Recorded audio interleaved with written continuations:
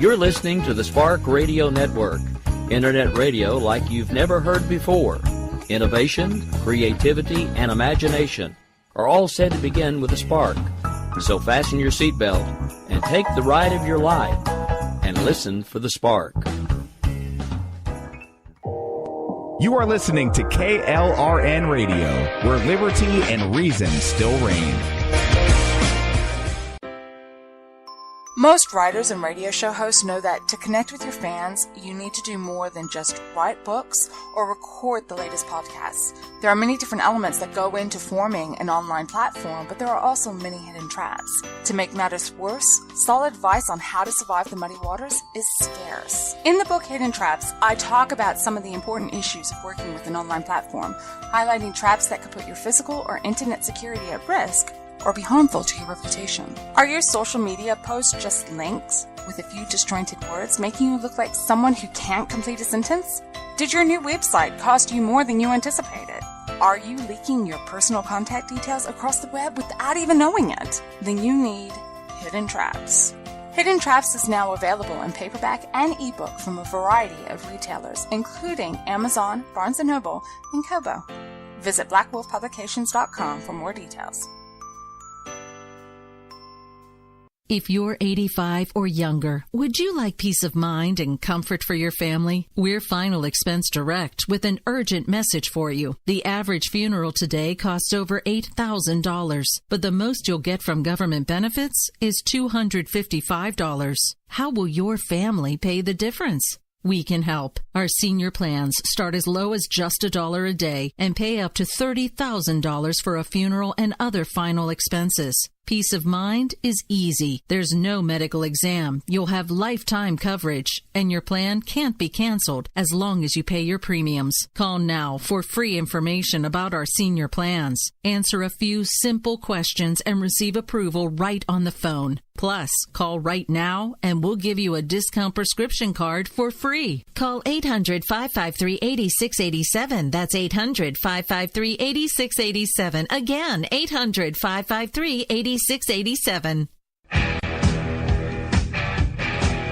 KLRN Radio has advertising rates available. We have rates to fit almost any budget. Contact us at advertising@klrnradio.com.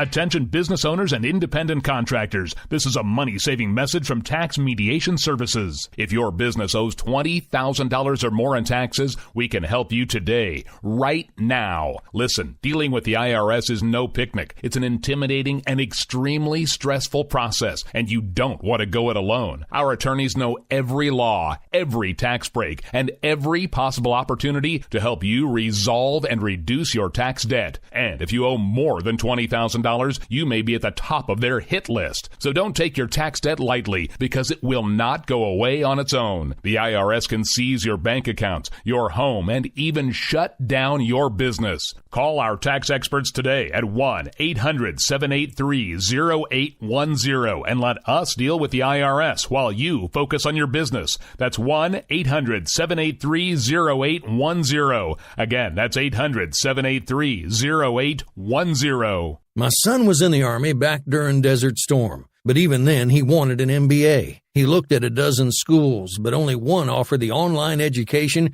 and flexibility he needed while he was in a tent in Iraq. Grantham University. Turns out that Grantham's been delivering affordable, relevant college and advanced degrees for over 65 years. Heck, if they can deliver a quality education to a soldier in a tent overseas, think about the flexibility Grantham can offer you so you can earn your degree too. It doesn't matter how complicated or full your life is. If getting a degree is on your bucket list, you'll want to do what my son did. You'll want to call Grantham. Find out how easy it is to get started on your education so you can check that college degree off your bucket list. Call Grantham right now, 800-910-1370. That's 800-910-1370.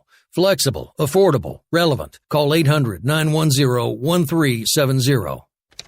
Sometimes riders feel lost, unsure why a passage may not be working. It takes another set of eyes to help us nurture our writing into full maturity. At Black Wolf Editorial Services, we strive to enable writers to develop and grow, offering manuscript critiques and line edits through a mentoring editorial style. We also offer assistance on generating a writer's bio for your websites. Black Wolf Editorial Services, nurturing your writing into maturity. For a full list of services, visit blackwolfeditorial.com.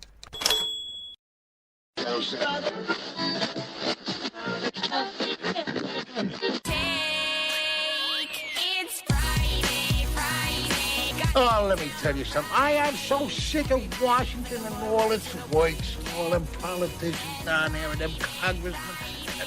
I'll bet you won't find none of them congressmen signing down their electric blankets tonight. Because if they did, their secretaries would get up and go home.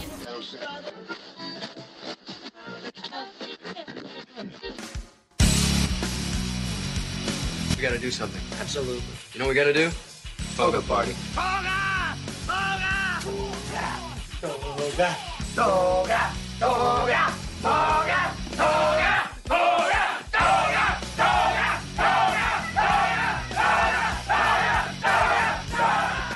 Click, click, boom! I'm coming down on the stereo, baby on the radio. Click, click, boom! I want you to kill every golfer on the course. Check me if I'm wrong, Sandy, but if I kill all the golfers, they're gonna lock me up and throw away the key. Guess what day it is? Guess what day it is? Huh? Friday! Friday! Friday! All right, folks, good evening. That's right, it is Friday night. It's time for Robinson and Wright, and yes, I do radio even on my birthday. Well, that's because I actually kind of like radio.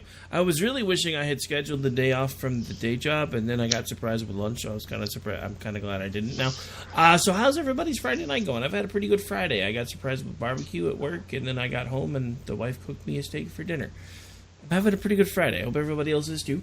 Unfortunately, I am a year older today. I'm now 45 years old, but considering I was born with a congenital heart defect that I eventually had to have worked on and wasn't expected to live past age 20, and went on to do all kinds of exciting things after I had everything fixed, I'm considering myself pretty lucky.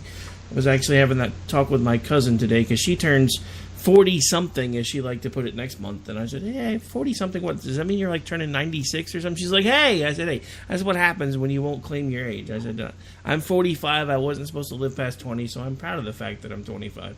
So, anyway, so if everybody else is having a great, great, great, great Friday. I don't know. I have my co-host here. I guess I'll let him talk for a second. Hey, Dan, how you doing? Hey, happy birthday. Thank you. Thank you. Yeah, you're a young man. Yeah, not really. I'll be the big 5-0 next weekend. Oh my God, you're turning 50? Yep. Are you sure you're gonna survive the next weekend? No, as one of my favorite radio hosts ever, Anthony Cumia, likes to say every year on his birthday, I'm 44th. What? 44th. Oh, nice. Every year he's just 44th. In other words, you don't get to know how old I am. Oh, okay. So, I don't know. I mean, I don't know. I mean, I woke up this morning, and, well, I mean, I was thrown off this week anyway, because for some reason, I woke up yesterday, and for like 10 minutes, I thought it was Friday. And then it sunk in that it was just Thursday, and I'm like, crap. So then today, it was like, it's Friday, but it doesn't feel like Friday, and it's my birthday, but it doesn't really feel like it's my birthday, because, you know, once you get past, like, 20 birthdays, well, 21, I guess, after that, birthdays really just kind of stop mattering as much, because now it's just, oh my God, I'm one day closer to being dead. Yay! Yeah, I mean, all I want for my birthday is go out and get some sushi. See, I'm not sure you and I can stay friends. Sushi's gross.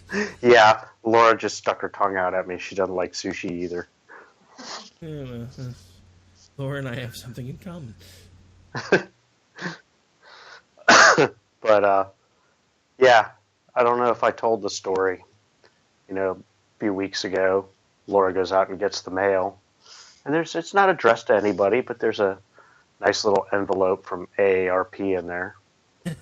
And so I come home, And this lovely envelope, which I still have sitting on my nightstand, is sitting on my pillow, and it says, "Don't forget to sign up, ROFL."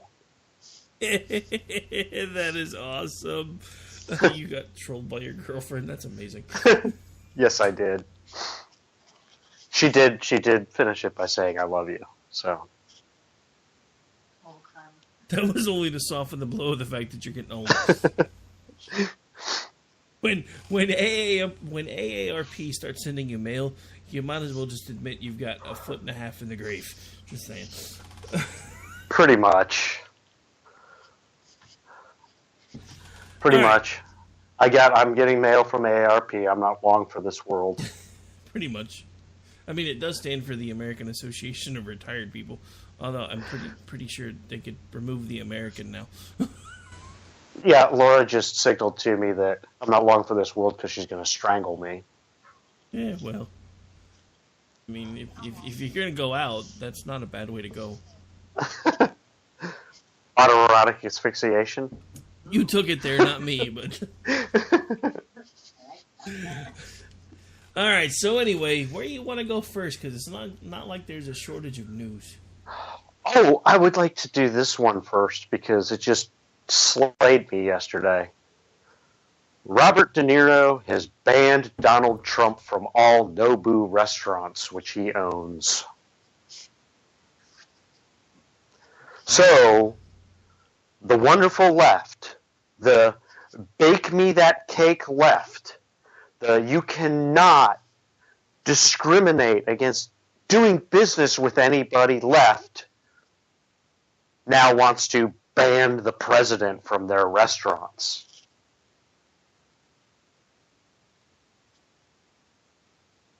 Yeah, I mean, De Niro's a dork anyway, so I don't think it really matters. And when's the last time Trump even bothered to go into one of his restaurants would be an even better question. Yeah, but you know what? I saw somebody say it yesterday. I said, well, at this point now, Trump needs to grab the Secret Service and he needs to go to a Nobu. How would I mean, he's the ultimate troll anyway. That'd be a perfect troll right there. He's probably already thinking about it. Oh, I'm sure he is. Oh, I'm sure he's just itching. Next time he's up in New York, first thing he does, I bet, is grab his Secret Service agents and take the motorcade right down to Nobu and see if they block him from coming in. That would be hilarious. I mean, look, it's one thing to say that you're going to ban the President of the United States from coming into your restaurants, but if he actually shows up, do you really think they're going to have the balls to kick him out? And you know what? They wouldn't. And he would go in there and eat, and then as crazy as it is, De Niro would probably make sure that every single worker in that restaurant was fired for disobeying him. But this really is the mindset, because it's not just this instance. I mean, not long after the whole bake me the cake incident, there was a coffee shop, I believe, in Seattle, and there were a group of people in there who were, us crazy right-wing radicals or something, and they were up there in Seattle for some reason, and they came into this coffee shop to get coffee, and the owner of the coffee shop cussed them out and told them they weren't welcome in his shop. Did you hear about it all over the news? No. Did they sue him? No. You know why they didn't sue him? Because they said, screw you, we'll just go to somebody else's coffee shop.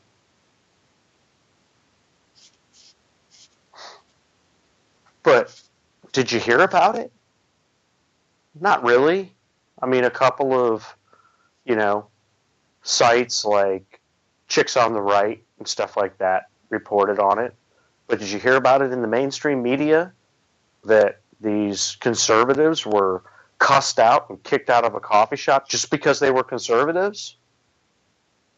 Did you hear about it anywhere? No.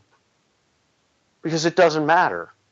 It only matters if somebody of their own free will with their business does not want to do business because of their religious beliefs with somebody else. Now, I've said it all along. I would bake the cake. I'm a capitalist. I want the money. I don't care. If a Satanist comes in and wants a cake in the shape of Satan, I'll bake them the cake if they're willing to pay me the $80 or whatever for the custom cake. I don't care. I'm not eating the cake. I'm not going to their celebration. I'll bake you the cake. I want your money. But I do also believe it's their right if religiously they don't believe in homosexual marriage.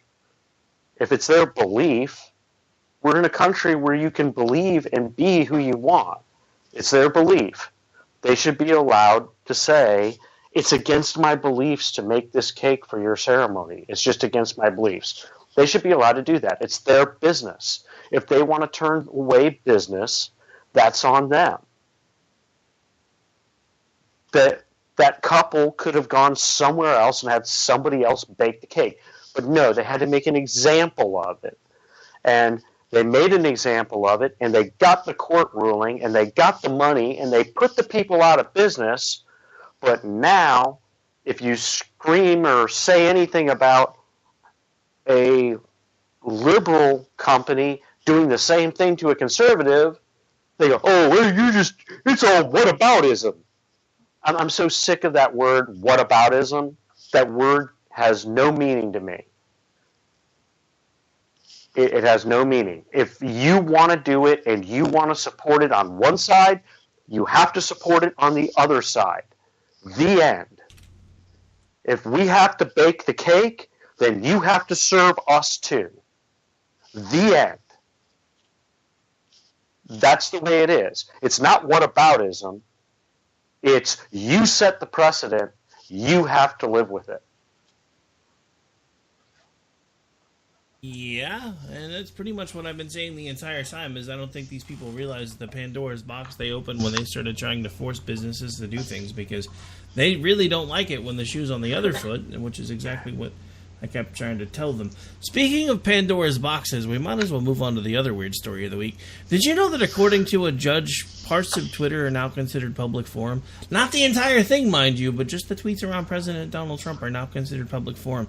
Therefore, it is unconstitutional for him to block people because it violates their constitutional rights to have access to the president. I don't think they've thought this ruling through, though, because if any part of Twitter is deemed a public forum, that means all of it has to be deemed a public forum. And that means that's right. That in order to remove anybody from said public forum, there must be due process. Twitter doesn't have due process right now. It has algorithms skewed towards non-conservative viewpoints where if enough people start reporting tweets, all of a sudden your account's gone. That's not how this is going to be able to work based on this ruling if they don't do something, and I don't think they're thinking this through yet. And I've even seen people on my side of the argument that are like, no, that's not even what it means. It just means that Trump can't kick you off of Twitter.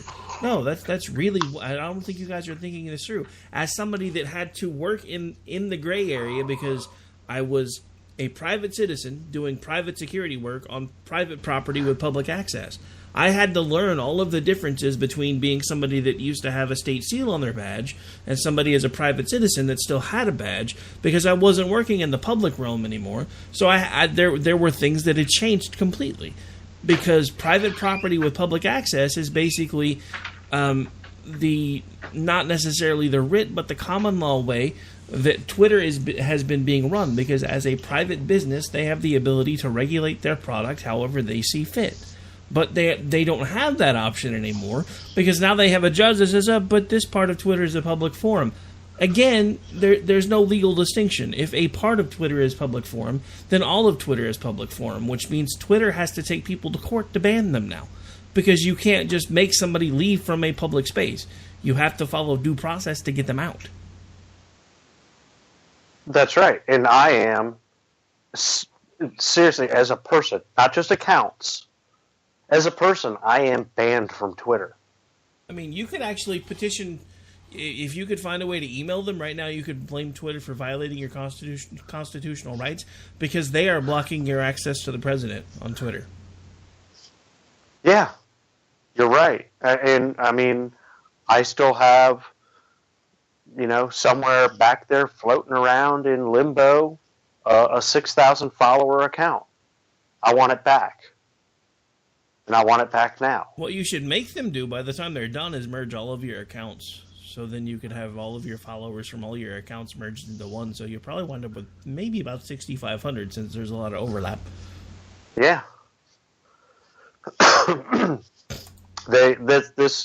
You're right. I mean, when you said Pandora's box, and it's what I've been saying for a couple days now, and people don't understand. They're saying, well, they're doing this because everybody should, because when Trump tweets, they're saying it's official word from the president, so everybody should have access to it. Okay, well, if he's a public figure and he's tweeting about policy and everything else, then every single senator, congressman, mayor, governor, state senator, dog catcher, police chief, everybody, they all have to unblock everybody. All of them. This doesn't just apply to the president. You can't have a ruling that just applies to him because he's a public figure talking about policy. It has to apply to everybody. They all have to unblock everybody. All of them. And like you said, my not being allowed to be on Twitter is denying me the right to see all of these people. So, yeah, I might need to sit down and send a nice little email to Twitter Legal telling them that I don't even care. I don't even care about my 6,000 follower account. I just want my last account back, and I want my IP address and my devices unbanned. They've literally made it so that I cannot even create an account. Which I don't. I create an account. I create an account, and before I'm even done setting it up, boom, message comes up. Your account has been suspended. Which I really don't understand because I know somebody that's been banned at least as much as you that still has one account they can access, but I'm not going to tell anybody who it is. If they have an account already made, that's fine. You can run an account off of any device. It's the creating the account where they get you. Somehow, when you're creating the account, that's when they can see your IP address, and because they can't. Once you've created an account, you could be using your account on any computer in the world. It doesn't matter. It's the creation. Somehow they've figured out how to see that IP address and have it flagged on the creation of the account. Now, had somebody tell me to run a VPN, well, then I had somebody else tell me that they were running a VPN and the same thing happened to them. So I don't know how that works either, because a VPN is supposed to block your IP. Well, the problem is the VPN blocks your IP, but it doesn't block your MAC address. Yeah. So I don't know. I'll be back somehow, one way or another. You just gave me a thought. I'm going to shoot you a DM in a second, because I may have an idea. But anyway, I can't really do that while we're talking, so I'll shoot you a DM later. Okay. But the thing is, though, is that with all of the crazy lunatic stalkers, I literally have a guy from a couple years ago who's back on Twitter, and he just goes to everybody that ever followed me and says, "Where's Dan? I need to find Dan. Where's Dan?" So I can't even be me. I can't even be me on Twitter. On this, basically, what is now considered a public utility, not only can I not have an account, I can't even be me.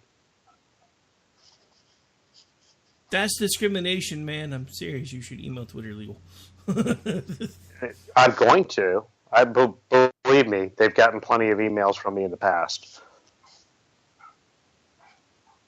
Oh man, I don't know. The whole thing is just stupid to me because you can't. I don't care whether they're a politician or John Q. Public. You can't tell anybody on a social media platform that they're not allowed to block people, because if that one person is not allowed to block anybody, then you might as well just take the damn button away.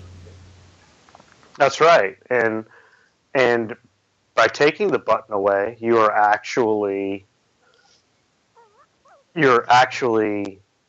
taking safety away from people. Because, I mean, the only people I really block are people that actually threaten me or dox me or threaten to dox me or anything like that. Those are the only people. I don't block anybody else. I'll mute people just because they're annoying, but I don't block people. I don't. I mean, it's like, you know, if it's just a known stalker, which you and I both know there's a few of them out there, I block them because I don't want them to see anything, you know. But by taking the block button away, you take that ability away. And then, you know, this whole ruling really could, Twitter could end up going away in the next couple of years. This could just completely ruin them. Well, if it ruins them, it'll take all the other social media platforms with them. And as much as that will suck for me trying to promote stuff, I can think of other ways that I can stay connected with you guys, so it wouldn't really hurt my feelings very much. Yeah, no. I mean, you know, you and I are in a couple different just text message groups. I mean, and we could always go back to promoting the show the old-fashioned way, send out email list and mass text. That's how JD used to do it back in the day. So, you know, I just not to really change topics, but this made me laugh. Chad Felix Green has been on a tear today, and I just noticed this. This is from about 7 hours ago. Before I get into it, though, what is this thing lately with everybody wanting to segregate themselves again? He has an interesting take on something. He's like, LGBT-only housing is terrible for the following reasons. It is literally discrimination. Yes, Ron, I said literally, but it's in the tweet, so don't yell at me. Gays are like cats. Some of us can get along in pairs or even three or four, but a good rule is one per family. It's insulting as F. We live around straight people daily. You need survival skills. I love Chad Felix Green. I really do. I do too. I mean, his outlook on everything, for the most part, when I see his tweets, are just, I mean, to the point where sometimes I go, dude's a genius. He really is. It's one of those sneaky geniuses, because he doesn't come across that way until you start paying attention to what he's saying. They're like, holy crap, this guy's really smart. But the funny thing is, he catches crap from everybody, because he doesn't take any crap from anybody either. So, I mean, I've seen gay people go after him. Dude, I thought straight people were vicious when they attack each other. Oh, gay people. He gets it worse from gay people. I know. They literally, I mean, he's literally become the Uncle Tom of gay people.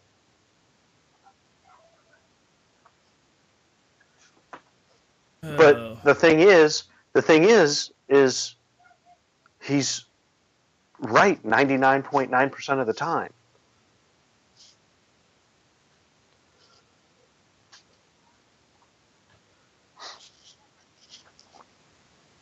He really is. I would say probably actually a little bit more. Yeah, and another one that is too, who I find genius sometimes. He's a friend of both of ours. Is Laz Trikes. Oh, I mean, yeah. Well, no, I actually know his name now because he's been on Bunny's show. I didn't until he went on Bunny's show. I was like, she kept saying, Laz is coming on the show. I'm like, I don't know who that is. She's like, you got to learn these people's names. I was like, I interact with them on Twitter. They don't tell me their names. They're just, I mean, so, you know, it's not like I'm going to say, hey, what's your real name, man? I don't do that. It's just but sometimes Laz will tweet something, and I'm like, oh my God, that's just genius. And I mean, if for those that don't know, Laz, he's a gay conservative, and he slams the whole LGBTQ ABCDEFG community more than I've ever seen straight people, because he literally thinks that he's like, God, you make us all look bad. You just you undo everything that's been done. And he's right. They're intentionally moving things backwards. What I don't understand is why. I mean, that's the... Well, it's the same thing. It's the same thing with feminists. Third-wave feminism is moving everything backwards. Are we actually to like bazillionth wave feminism by now? I'm just saying. Yeah, but I mean, it's really gone from we're strong, we can do this on our own, to oh my God, we're needy. They sound needy. It's gone to you need to change this and you need to change this to make things better for us. It used to be with feminism, first wave feminists, they were like, we're going to do this and we're going to do this on our own. Third wave feminism is you need to do this for us. It's the same thing. It's progressivism destroys. It just destroys. The scary thing is it actually really does. I mean, you know, they use all these positive words like progress, and they talk about equality, and they talk about diversity, but they don't want any of those things. They want to use them, but they don't actually want them. And that's apparent because, I mean, you know, you and I saw something firsthand that I never in my life thought I would see. When we got a chance to be at CPAC the year that we were able to go, and I came back from lunch, and you're sitting down to interview a group of transsexual people that had come to CPAC, and they were talking after we finished the interview, and they were talking about the differences between how they were treated at a similar Democratic event versus that day that we were there. And they're like, you guys are nothing like what you've been portrayed like in anything that we've ever been told. We feel more comfortable here than we did with the group of people that say that they support us. They told me they said, you know, I said, so how's your experience here at CPAC then? And both of them were like, you know, well, we were nervous at first. You know, we came here because we really have, overall, we have the same ideals that conservatives have, but we were nervous because of, you know, what we had been told was going to happen when we got here. And they said within an hour of being there, they felt totally comfortable and they felt like they totally fit in, and they did. I mean, I had a great interview with them. That was probably my longest interview of the weekend. I interviewed them for about half an hour. It was a great interview. And it's, you know, they said, we're way more comfortable here than we have been in other places. That says something. It's propaganda. It's all propaganda from the left that the right hates homosexuals and hates bisexuals and hates transgenders. I don't hate anybody. I don't hate anybody, but I have a problem when somebody tries to push things on me. You know? I mean, we went through the whole thing, you know, it was about a year and a half ago that was going around where you know, if you won't date a transgender, then you're homophobic. No. I don't want to date a penis. I don't. Sorry if that offends you. But they were literally taking offense at that. They were taking offense at men that wouldn't date transgender women. Their whole thing was, it's a woman. Inside, they really feel that they are women. if you find them attractive, you should date them. No. No, you shouldn't. But that's the thing that they don't understand. I know transgendered women, and I don't find them attractive because no matter how much they try to change, they still have masculine features. They have usually stronger, wider hands than women. They usually have broader shoulders than women. So no matter how much you try to dress them up, I don't find them attractive because I can't tell the difference. Maybe that's because I've spent 15 years protecting the gay community here locally, but I learned to tell the difference.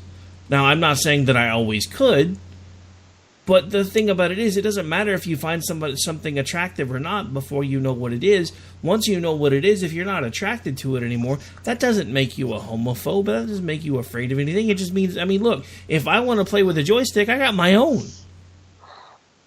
I'm just saying. That's right. Why would I need to play with somebody else? It's just like,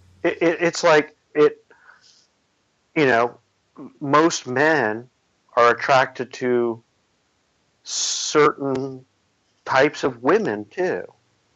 Does that mean that you're, I don't know. I know guys that will sit there and, a white guy that'll say, well, I'm just not attracted to black women. Okay. What's wrong with that? That apparently makes you racist. Well, no. I'm not attracted to black women. The end. I'm just not.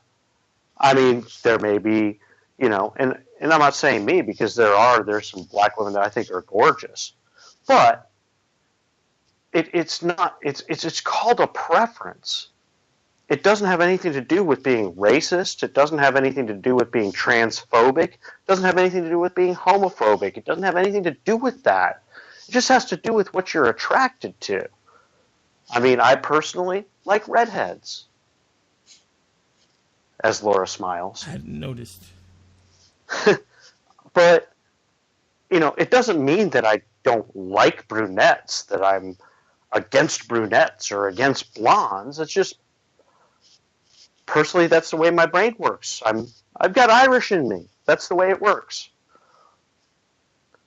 I don't know. I just don't get this whole mindset that you have to be attracted to everybody and you have to, and I'm not saying accept, you don't even have to accept anything. I accept people that are gay. If that's what they want to do, I'm fine with it. Don't push it on me. Don't tell me that I need to do more or need to experience it before I have a problem with it, because no, I don't want to experience it. I'm not attracted to men. The end. That doesn't make me homophobic. That statement really hurts my feelings. No, not really. Well, okay, I'm a little attracted to you, Rick. You shouldn't be. You need better glasses. I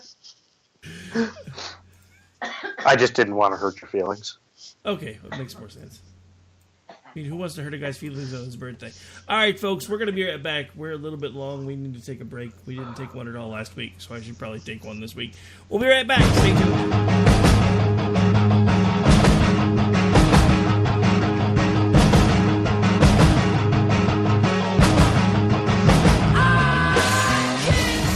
My son was in the Army back during Desert Storm, but even then he wanted an MBA. He looked at a dozen schools, but only one offered the online education and flexibility he needed while he was in a tent in Iraq. Grantham University. Turns out that Grantham's been delivering affordable, relevant college and advanced degrees for over 65 years. Heck, if they can deliver a quality education to a soldier in a tent overseas, think about the flexibility Grantham can offer you so you can earn your degree too. It doesn't matter how complicated or full your life is. If getting a degree is on your bucket list, you'll want to do what my son did. you'll want to call Grantham. Find out how easy it is to get started on your education so you can check that college degree off your bucket list. Call Grantham right now, 800-910-1370. That's 800-910-1370. Flexible, affordable, relevant. Call 800-910-1370.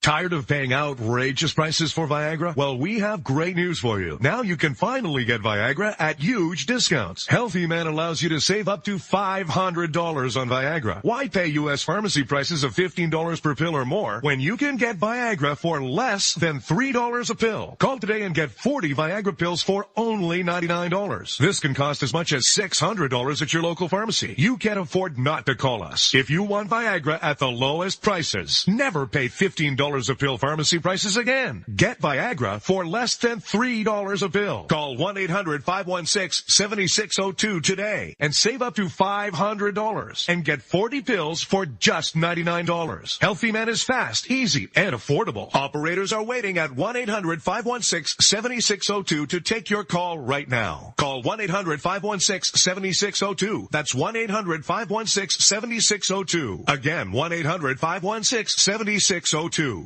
Attention business owners and independent contractors. This is a money-saving message from Tax Mediation Services. If your business owes $20,000 or more in taxes, we can help you today, right now. Listen, dealing with the IRS is no picnic. It's an intimidating and extremely stressful process, and you don't want to go it alone. Our attorneys know every law, every tax break, and every possible opportunity to help you resolve and reduce your tax debt. And if you owe more than $20,000, you may be at the top of their hit list. So don't take your tax debt lightly, because it will not go away on its own. The IRS can seize your bank accounts, your home, and even shut down your business. Call our tax experts today at 1-800-783-0810 and let us deal with the IRS while you focus on your business. That's 1-800-783-0810. Again, that's 800-783-0810.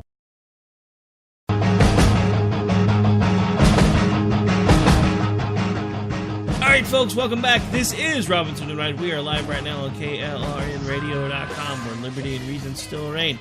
As usual, the show has taken multiple turns. I don't think we actually intended to talk as much as we have about most of the topics for tonight, but it's still been an interesting conversation.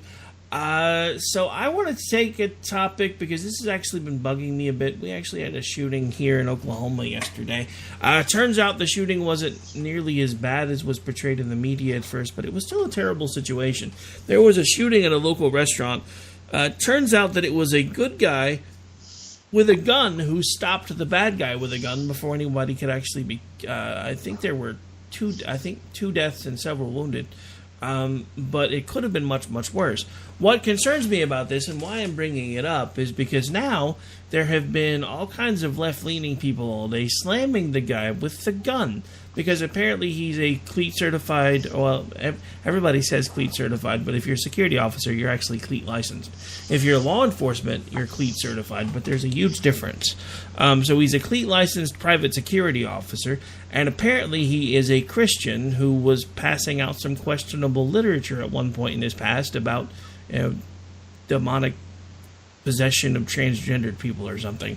So there was a LGBTQ paper that put out a story about him today, slamming him because of his views of homosexuality and saying that he shouldn't have been fit to carry a gun in the first place because of his views of homosexuality. So for those of you who may not have gone through this, private security, at least in the state of Oklahoma, they go through a lot of the same similar training as of law enforcement.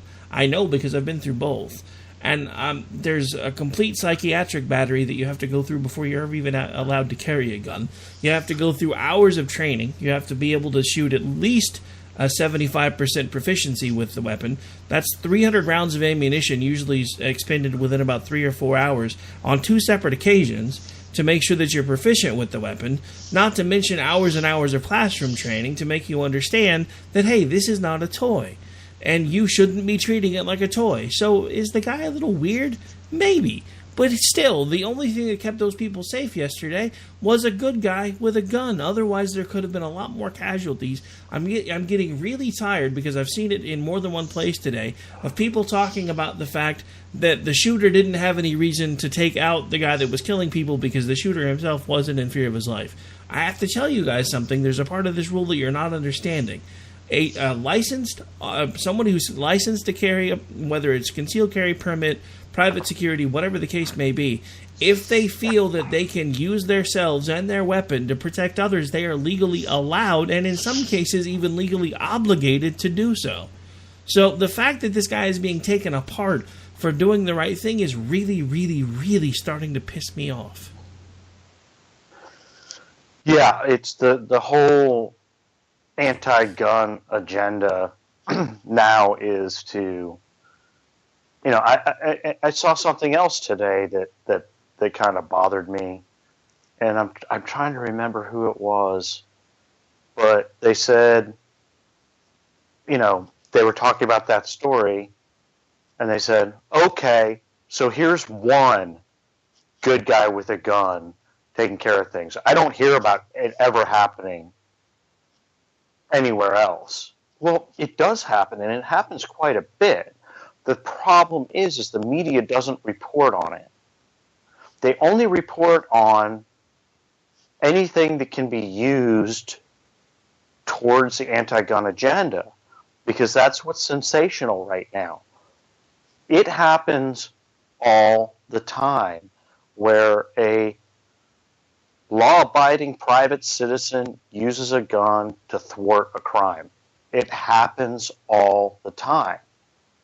If you read and look at the right media, you will see it.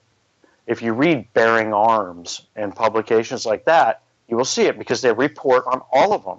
It happens daily, multiple times a day. But you don't see it in mainstream media, so nobody knows that it happens. It's really an incredible bias. And I mean, you don't even see it, you know, everybody complains about Fox News. You don't even really ever see it on Fox News either. Because the sensationalism is in these school shootings and restaurant shootings and church shootings and everything else. That's where the sensationalism is. That's the money maker. The money maker isn't the feel-good story about the grandma that pulled out her .38 and thwarted the 3 home invaders that busted in her front door.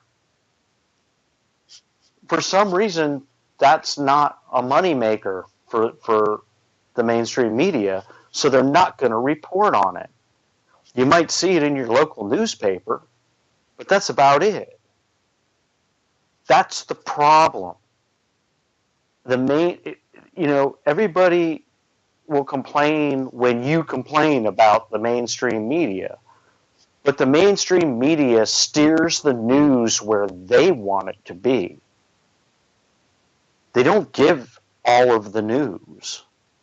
They only give you what they want to give you. That's why I don't pay attention to any of it. I don't. I mean, I'll put Fox News or even sometimes CNN or whatever on in the background, hoping maybe I'll actually catch some news. And I do, you know, I don't watch Fox News anymore. I do like Bret Baier. He just gives the news. You know, and I'll be honest, a few years ago, before they went away, the news hour I liked the most was the early news hour on Al Jazeera America, because it was just straight news. That's all it was just news. There was no bias in it at all. It was just a person sitting there reading the world news, and that's all it was. And I had people tell me, "Oh my God, you watch Al Jazeera? Well, are you a Muslim?" It had nothing to do with that. It was just a straight news show. And it was good, because they didn't worry about bias towards anything or cherry-picking stories. They just gave the straight-up news. I didn't like the rest of the network, anything else on the network, but their news hour was fantastic. That's what we're lacking. We're lacking straight news. Well, it's because straight news doesn't sell anymore. That's the problem. It's all become sensationalized. I mean, if you really stop and think about it, we've gotten to the point now where there really is no just straight up, we're going to give you the news to give you the news.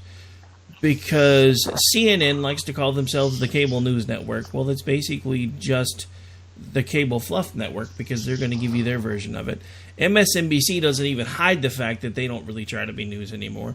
I mean, and it drives people crazy. But if you really want to look at it objectively, even though they're not great at it, the one that tries to be the most level is actually Fox, because at least they try to bring every side to the argument. They have libertarians on the channel. They have Democrats on the channel. They have Republicans on the channel, because they actually try to bring all the sides. Are they great at it? No. Do they do things wrong? Yes, but they're the ones that are at least trying to give they're at least trying to give all of their perspectives. But the simple fact of the matter is, the media is lying to everyone when they say that they're unbiased, because they're not anymore. Fox has a bias. CNN has a bias. MSNBC definitely has a bias. All of the news channels have a bias. It's like this morning, I don't even remember what it was, but even the local guy here, when he started talking about President Trump, his tone completely changed. They were on this upbeat, happy story, and he was smiling. And then in other news, President Donald Trump today, blah, blah, blah, blah, blah, blah, blah. And I'm like, you guys don't even hide it anymore. You don't even try to act like you're middle of the road. I mean, but that's part of the problem. At some point, news became for profit, and that is as hard as this is to say as a conservative. That was as a fiscal conservative and a capitalist, that was the most stupid decision ever. Well, yeah, and I mean, you brought up Fox, and it's the one point I will defend Fox on. I mean, you do have, they have dissenting point of view on. And they have Dana Perino, who I love, and she's very middle of the road and fair, and she's not a Trump fan. They have Juan Williams, who, everybody talks about Fox being just the GOP state TV. Juan Williams is on every other freaking show. They give the other point of view. When CNN or MSNBC have a conservative on there, it's not really debate. I mean, it's kind of like, yeah, we're going to bring this guy in and we're going to tear him apart. If you watch Fox, when Juan Williams is on one of the shows, they all get along great. They actually debate and they talk about the issues. And they get along great, and you can tell that they're all friends. When they have, and I don't even think he goes on there anymore. For a while there, Colonel Kurt was going on MSNBC. I don't think he even goes on there anymore, because it was all gang up on Kurt. That's all it was. It was a whole panel of a bunch of people. It was like, let's see if we can find people to get on this panel with Kurt that all hate him, so that they can get on here and just eviscerate it. And all it ended up being half the time was Kurt just sitting there defending himself. It was ridiculous. I don't think he's even, I haven't seen him, he used to post on social media. He used to post when he was on MSNBC. I don't think he even goes on there anymore. I think he finally said, screw this. This isn't worth it. I got my law practice to worry about.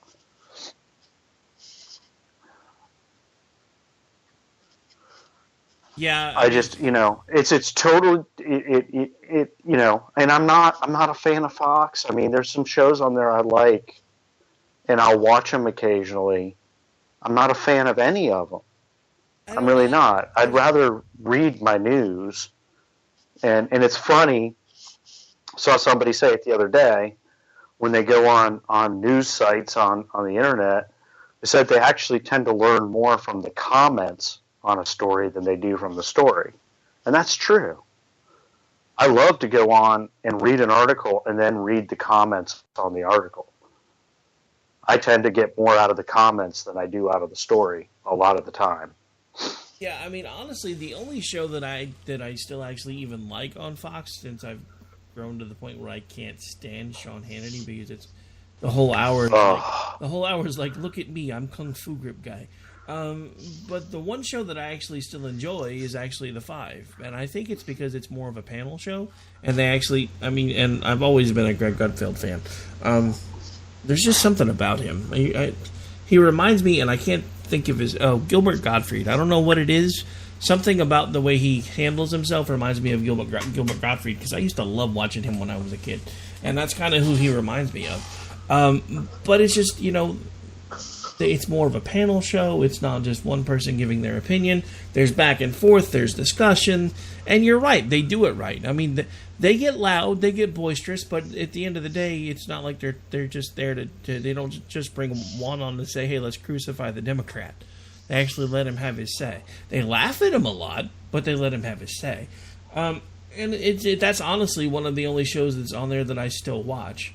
Again, other than Brett Baer when he's on, because Shepard Smith has lost his mind, and pretty much so have the rest of them.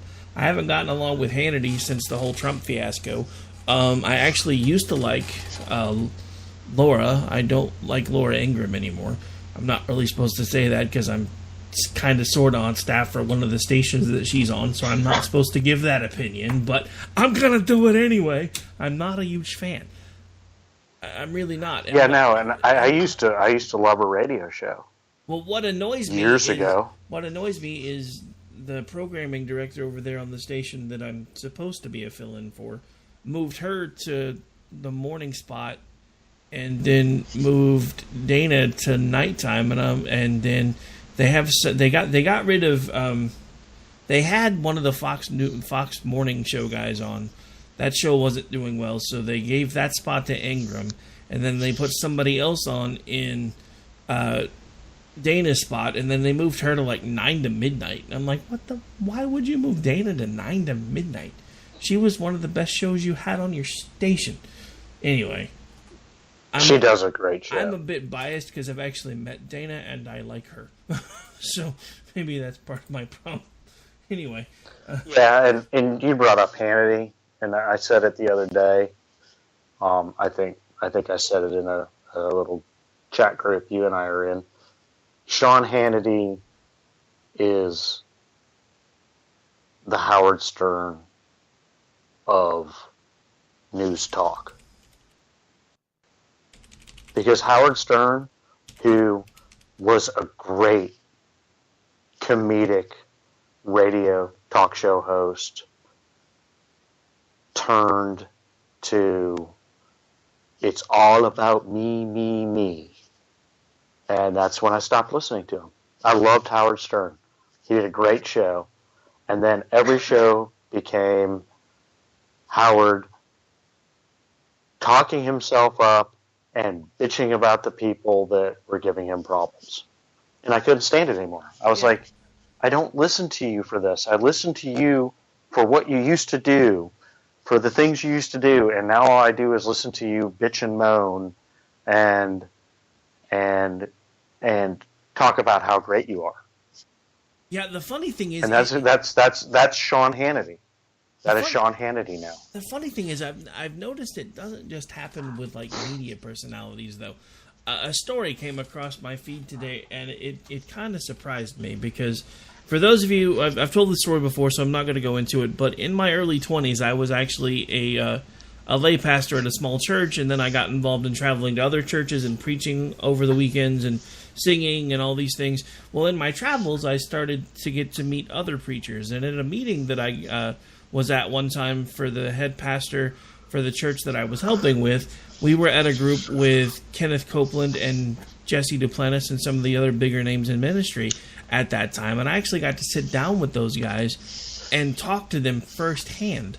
Well, when I met them, especially Jesse Duplantis, because I'd watched his TV show a lot back then, and he's always seemed really funny and seemed like a really good guy. Well, when I met him, he seemed about the same in person.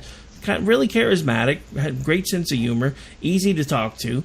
But then I saw a news story today where he's basically going on his TV show and telling people, I have been told by God that God wants you, my followers and my viewers, to buy me this jet that's $54 million. And I'm just like, what the hell has happened to you? I mean, I because I've met you. You weren't. It happens to everybody, I guess, and that's one of the things. And I've said this to you before, but I want to say this again. If I ever start talking like those people, just tell me I need to stop doing this, because I don't ever want to be like that. No, that's ridiculous.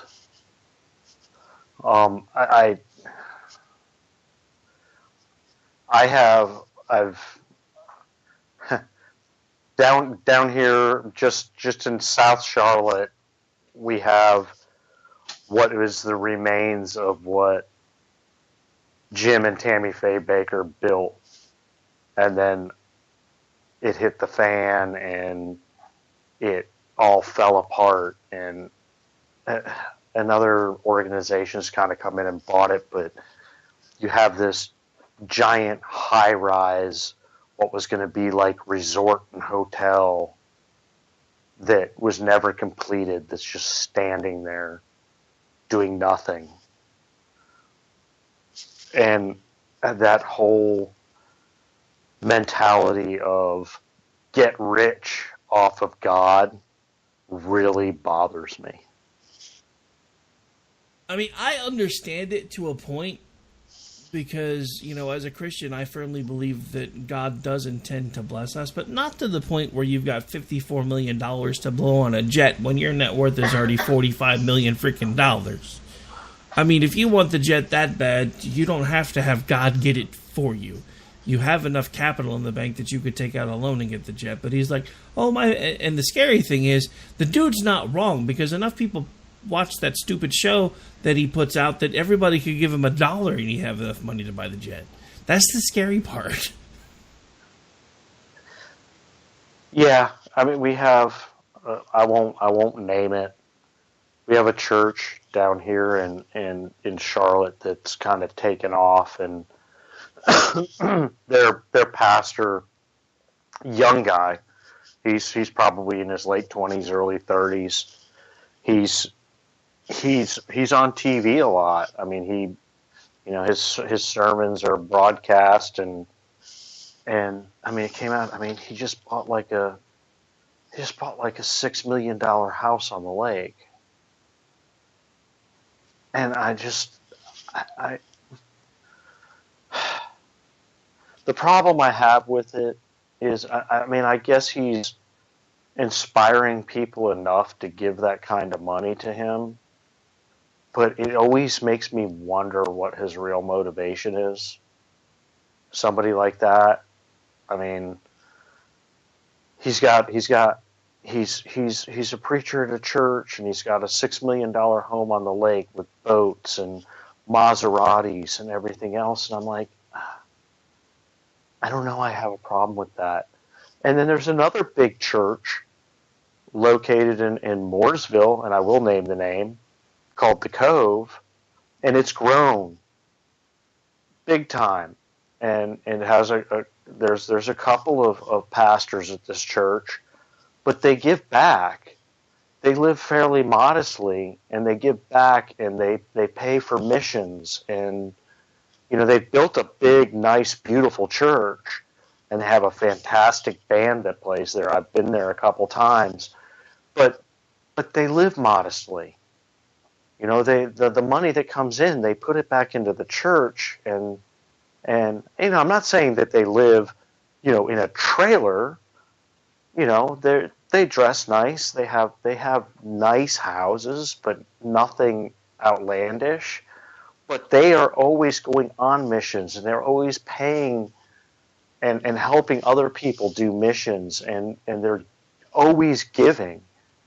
I think that's the way it's supposed to be. If you're going to get a church that's that popular, that's the way it should be. They're always giving back to the community, and they're always giving back, to the people that are supporting them.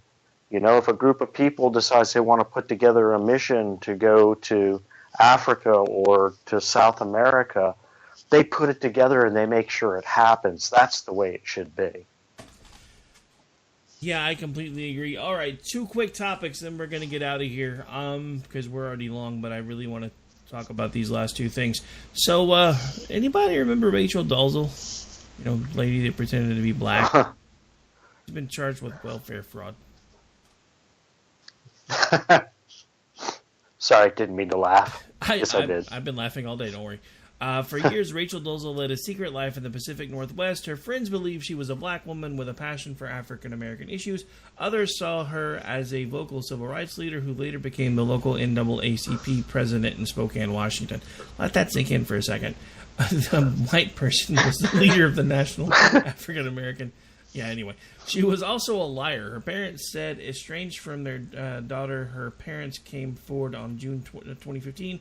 Daughter is a white woman who had carried on a giant ruse, exposing her in what quickly morphed into a local story and then eventually became an international sensation. 2 months later, the authorities claimed in court documents this week she started another scheme.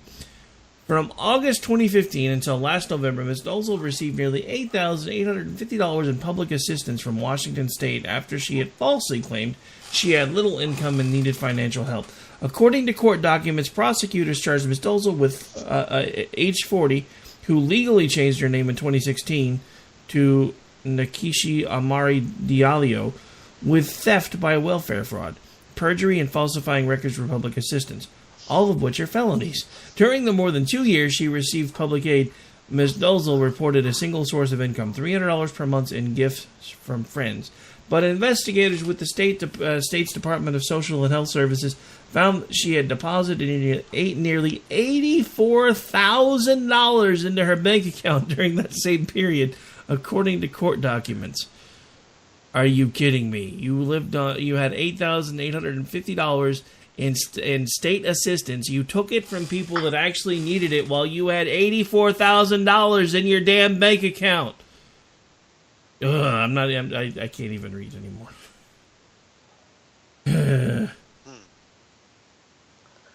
Can we look into Sean King's bank accounts? I'm not sure we want to.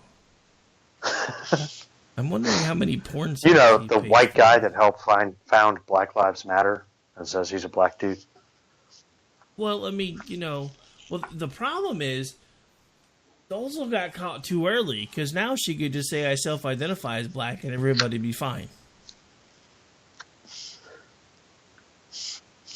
Because, it's all changed. Now it doesn't matter. Doesn't really matter what color you are on the outside. Matters what you feel like on the inside. Doesn't matter what your plumbing looks like on the outside. It only matters what you feel like on the inside. So yeah, if she'd have just made it a couple more years, she'd have been fine. She'd have been like, hey, guess what, guys? I'm white, but I feel like I'm black. So we're cool. And everybody would be like, yay! But yeah, no. So not only did she lie about who she was, she defrauded the state of Washington and is now up on multiple felony charges. Couldn't happen to a nicer white chick, just saying. I hope she ends up in prison.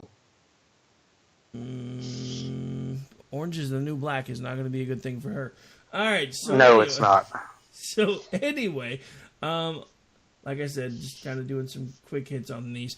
Netflix has signed a deal to allow the Obama family to produce miniseries, documentaries, and movies that will air specifically and exclusively on Netflix.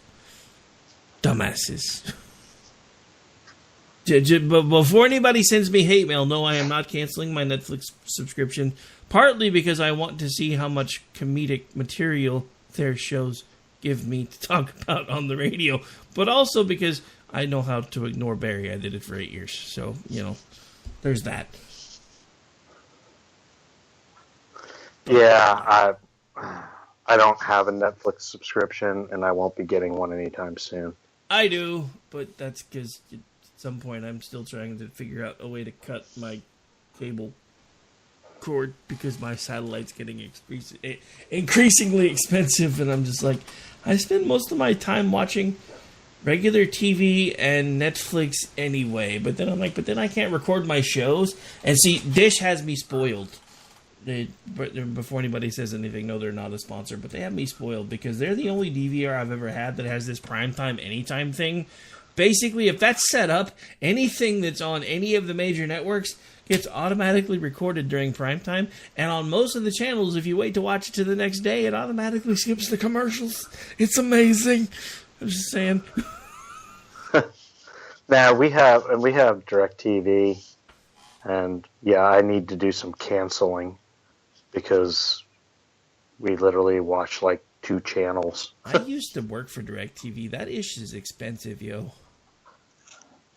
Not really. I mean, we have it through AT&T. Well, you have to have it through AT&T now because they own them. Yeah, but we have it like bundled with our internet, and it's not too bad. How long have you had it? 6 months. Wait till that 12-month, brother. And you're going to be like, oh, man, I'm pretty sure I just felt my butt pucker. What was that? Yeah. Then I'll just switch. They give great first-time deals, and then when those run out, you're like, holy crap, what just happened to my wallet? And that's actually what we used to do all the time. See, that's actually one of the reasons why I loved working for the company that I first went to work for when I started doing call center work, because they were actually... I used to work for Convergys. For those of you who don't know, they're basically the ones that they invented call centers before businesses started having their own call centers. Unfortunately, Convergys pretty much figured out how to put themselves out of business because they started training the companies they worked for to manage and run their own call centers. So as they got better at it, they just started cutting them loose. So now they've gone completely to the point where the only place they even have brick and mortar buildings anymore in other countries. Everything in America now is done through virtual centers. But the reason I bring this up is because one of the great perks of being a team lead there and also even just a regular agent there was I got every channel DirecTV offered, including every single sports package, for free. My bill every month, all I had to pay was for the boxes and the taxes. It was like $25 a month for like 4 boxes. It was glorious. I really, really miss that benefit. Every month the bill comes and I'm like, man, as much as I hated that job to a point, I really, really missed the days when it was like, oh, the bill's due. Here's another $30. It would actually get to the point where I would just wait for one of my bonus checks to come in, and then I would send them like $100 and not have to worry about it because I got bonus checks every quarter anyway, so I always just give them $100 of my bonus. Never had to worry about paying the bill because every quarter I just sent them $100 and it was done. It was awesome, and now I don't work for them anymore, and that makes me a little sad. But anyway, I think we've gone really, really off track, and we're also 15 minutes past the top of the hour. Anything else you want to say on the way out the door? Happy birthday. I appreciate that. It's actually been a really good birthday for being old enough that I really don't care anymore. Today was pretty nice. It was the official last day of school for most of the districts, so my day job was not nearly as busy because nobody was wanting to call us today because they were scrambling around doing a million other things. So the day job wasn't that bad, and I got free lunch, and it was awesome free lunch. My team bought me Billy Sims. It was pretty good. For those of you who don't know, that's a barbecue joint named after a former Sooners football player. Don't hate, it was good food. And then I got home, and like I said, the wife cooked me a New York strip. Yes, it looked very good. I saw a picture of it. My wife cooks really good steaks. My wife can grill better than I can. I've actually just yank my man card if you want, but most of the time I let her do the grilling because she's better at it than I am anyway. Because when my wife cooks things, I swear she should open a restaurant. Everybody that sees my pictures, you wonder how I got as fat as I am, because I really don't try to be. I actually do try to eat healthy and I exercise, but my wife cooks really, really good, and I didn't have the best home life growing up, so dinner at my house when I was a kid was like 99-cent bean burritos. So now that I'm around somebody that can cook, I eat way more than I should. I'm just saying. But anyway, on that note, I want to thank everybody again for all the birthday wishes. They've been coming in across all the social media accounts. I think we're in between all accounts. I've had like 400, 500 people tell me happy birthday today. So thank you very much. It's really, really amazing to see all the outpouring. I know it's really easy now because everybody gets a notification, but I still don't take that for granted because half the time I'm the guy that forgets to get on Facebook, and I'm sending people like messages from 3 weeks ago. Hey man, sorry, I'm never on Facebook anymore. Happy 3-week late birthday. So it's not as easy as you think, even though you're getting a pop-up. But on that note, folks, we are going to get out of here. I will be back with you again starting on Monday. I am doing live radio on Monday. Yes, I know it's Memorial Day, but I have the day off from the day job. I am not certain if I'm going to be doing a show earlier or at the normal time. So once I know, I will definitely put out a notification. But there will be live radio on Monday. So tune in. And we will see you guys next week. I'm getting out of here before I start dying because all of a sudden I'm choking. See you guys later. Bye.